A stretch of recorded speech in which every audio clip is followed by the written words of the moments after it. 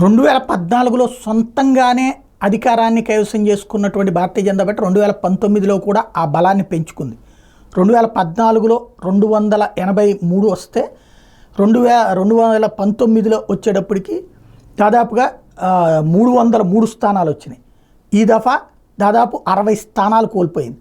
Especially ఉత్తరప్రదేశ్లో 2014కి 19కి 10 స్థానాలు తగ్గితే ఈ దఫా ఉత్తరప్రదేశ్లోనే దాదాపుగా 30 స్థానాలు తగ్గినాయి. అది నెంబర్ 1 దెబ్బ.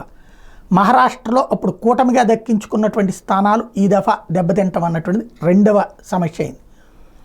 మూడవది కర్ణాటకలో క్రిందటిసారి వచ్చినటువంటి స్థానాల్లో తగ్గడం అన్నటువంటిది మరొక అంశమైంది.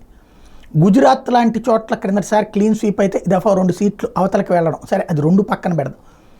అదే సందర్భంలో ఏదైతే మహారాష్ట్ర ప్రధానంగా దెబ్బతీసింది, బీహార్ అంతకుముందు భారీ విజయం కూటమిగా సాధించినటువంటి ఈ దఫా అంత విజయం సాధ్యం కాలేదు. బెంగాల్ భారీగా దెబ్బతీసింది. క్రిందటిసారి 18 స్థానాలు వచ్చినటువంటి స్థితి నుంచి ఈ దఫా 10-11 దగ్గరికి ఆగిపోవాల్సి వచ్చింది.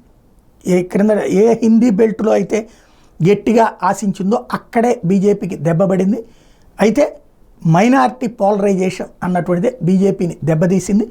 హిందువులు విడివిడిగా ఓట్లేశారు లేదా నిరాసక్తత కనబరిచారు. అదే ముస్లింలు పోలరైజ్ అయ్యి ఓట్లేశారు అన్నటువంటి స్పష్టమవుతుంది.